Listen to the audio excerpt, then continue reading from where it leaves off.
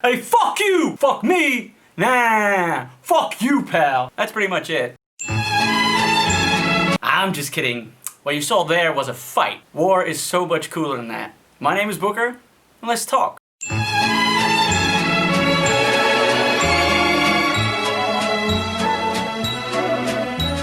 If you go on Wikipedia, you'll find a lot of definitions for what war is, but those are really only used by political science majors like me to have dumb arguments at parties. We all know what war is. It's dudes blowing each other up in the desert. All the cool wars were used up by our grandparents. Those lucky ducks. I mean, it takes us months to flatten a city these days. You used to do it like that. I mean, if you're gonna commit a war crime, at least do it with a little style. I mean, what is the point of traumatizing lots of teenagers if it isn't for the glory of your fatherland? I mean, where did it all go wrong? I don't know, but I can tell you where it all began. Now, wars happened when we figured out that plants grow when you put seeds in the ground. We settled down in green fields next to whispering rivers which would periodically flood, drowning your family and your livestock. You know, the good old days. Now, this is because war revolves around property. Right? Nomads and hunter-gatherers especially don't really do property because they're a bunch of shit-stinking communists. The worst that happens is that from time to time, one tribe rocks up to another and says, "All of your women belong to us now! Now!" Which, besides being continued evidence for the species being rotten as a whole, ends pretty quickly. People get stolen or they don't. You can't try twice, because stealing people is pretty risky.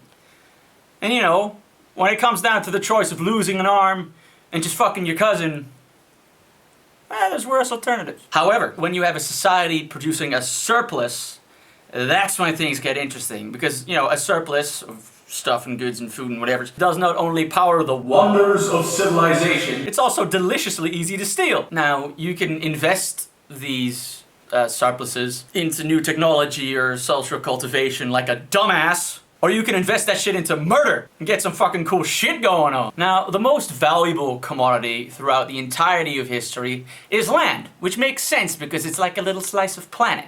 And unless you belong to the chosen people, you can't make any more. The first land dispute can be traced all the way back to Stone Age Ireland. Surprised? Well, why do you think they're so mellow now? They've got it all out of their system before the rest of us. Only just, though. Now, we have a record of how this first dispute actually went down. What's happened to the stones? What stones? The stones that marked the land! What land? Yours and mine! Oh yes, those stones. What about them? Well, they've been moved! How can you tell? Because there's a huge print of where they used to be! Oh, and I suppose you think I moved them then, Daryl? Well, I certainly didn't move them. And how do I know you didn't fake those prints? Because I would need 100-ton rock to make them, Flynn! Well, if it weighs 100 tons, how would I have moved them then, Daryl?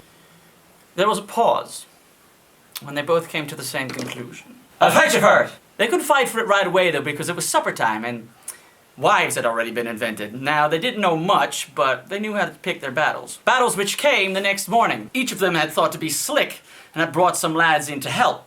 And what followed was the first primitive battle, which is still being reenacted by Russian history enthusiasts to this day. The issue wasn't settled then, though, and the two gentlemen kept on bringing more lads into an ever-growing battle, which became more complex as time went on. It's all a rapid diversification of units. What did you bring that for? It's a bow and arrow! It's to kill people at a distance! Oh, that'll never catch on.